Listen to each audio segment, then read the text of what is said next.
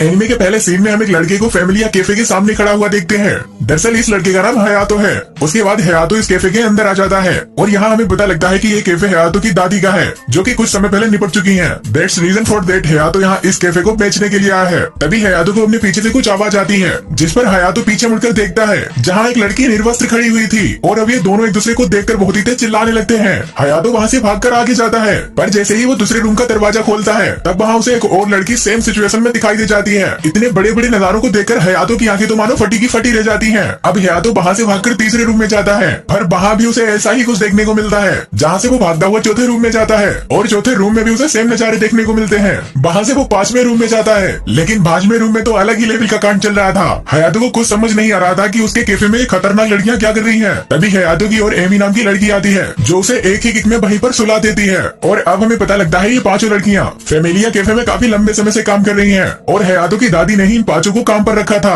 अगले सीन में हम देखते हैं जब हयातो की आंखें खुलती हैं, तब वो अपने आप को बंधा हुआ पाता है। वो कहता है, मुझे तुम लोगों ने बांध कर क्यों रखा है, मैं कोई कैदी नहीं हूँ और ये मेरा कैफे है। तभी एमी, जिसने हयातो को किक किया था, वो कहती है, मुझे माफ कर देना क्योंकि मैंने जाने अनजाने में तुम्हें किक कर दिया। तभी वहाँ पर एक रिहो नाम की लड़की कहती है, हमें तुम्हारी दादी ने बताया था तुम टोक्यो गए हुए थे किसी काम के सिलसिले में। तभी हयातो कहता है, आखिर तुम लोग हो कौन और वो बुढ़िया तुम्हारी कौन लगती थी। तभी एक ओनो नाम की लड़की कहती है, हम लोग उनका परिवार हैं। जिस पर हयातो कहता है, नोबे उसकी एक ही फैमिली है जो मैं हूँ। तभी अकाने नाम की लड़की हयातो से कहती है, तुम्हारी दादी ने ही हमें यहाँ पर रखा है और उन्होंने कहा था तुम लोग जब तक चाहो यहाँ रह सकते हो, क्योंकि ये कैफे काफी बड़ा है और यहाँ काफी जगह है। हयातो कहता है, तुम लोगों को यहाँ पर रहने के ऑप्शन, मैं इस जगह का वारिस हूँ। तभी वहाँ पर ओका नाम की लड़की कहती है, तुमने तुम्हारी दादी को 3 साल पहले अकेला छोड़ दिया था, जिसके बाद हम लोग उनके साथ रहे और उनके फ्यूनरल का पैसा भी हम लोगों ने दिया। हयातो कहता है, अगर ऐसी बात है तो मैं तुम्हारे पैसे लौटा दूंगा, तो मेरी रस्सियां खोल दो और इस घर से चली जाओ। दरअसल हयातो की दादी से उसकी छोटी सी लड़ाई हो गई थी, शायद यही वजह रही होगी कि हयातो टोक्यो चला गया। खैर अगले सीन में हम सभी लड़कियों को एक बीच पर देखते हैं, जहाँ पर ये सभी लड़कियां बात कर रही थी कि हयातो इन लोगों को कैफे से निकालने वाला है।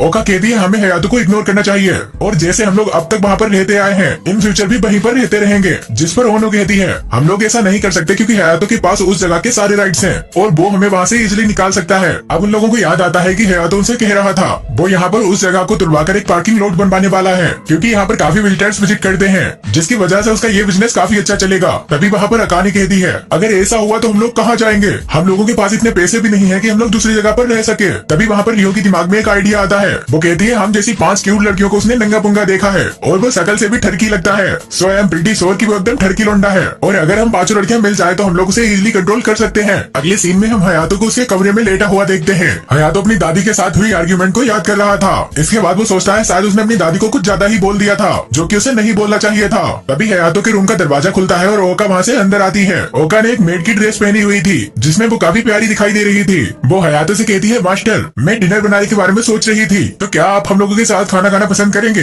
हयातो कहता है, तुम जो भी कर लो, मैं अपना फैसला बिल्कुल भी नहीं बदलने वाला। जिस पर ओका कहती है, नहीं मास्टर ऐसी कोई बात नहीं है। हयातो कहता है, तो क्या तुम डिनर बनाते वक्त हमेशा ऐसी ड्रेस पहनती हो। ये सुनकर ओका को थोड़ा गुस्सा आता है, लेकिन वो कहती है, नहीं ऐसी कोई बात नहीं है। हयातो कहता है, चलो ठीक है, अगर तुम ऐसा करने वाली हो तो मैं तुम्हें इसके लिए पे करूंगा। ओका कहती है, चलो ठीक है मास्टर, फिर मैं आपके लिए पिलाफ बना देती हूँ। लेकिन हयातो कहता है, नहीं फ्राइड चिकन। अब ओका को तो फ्राइड चिकन बनाना आता नहीं था, इसलिए वो उसे पूरा जलाकर रख देती है। इसके बाद हयातो उसे हिसाब लगाकर बताता है, तुमने तो 1000 यान को आग लगा दी ऐसा खाना बनाकर। रोने लगती है। इसके बाद रियू वहाँ पर एमी को बुलाती है, जो कि बहुत ही छोटे छोटे कपड़े पहने हुए थी। एमी बड़े रोमांटिक स्टाइल से हयातो को हयाची बुलाती है, जो सुनकर हयातो कहता है, क्या क्या क्या, खबरदार कि अगर तुमने दोबारा से मुझे ऐसा करके बुलाया तो। अब इससे एमी को तो बहुत ही एम्बैरेसिंग फील होता है। शायद एमी का प्लान हयातो को सीरियस करने का था। अगले सीन में हम सभी लड़कियों को डिनर करते हुए देखते हैं, जहाँ उनकी टेबल पर काफी अच्छी अच्छी चीजें थी। वहीं अपना हयातो दुकान से लाया हुआ शायद बर्गर खा रहा था। तभी रिहो अपने तीसरे प्लान को एग्जीक्यूट करती है। वो हयातो से कहती है, मास्टर आपके नहाने का पानी गर्म हो गया है। आफ्टर दैट हम देखते हैं हयातो टब में बैठकर नहा रहा था।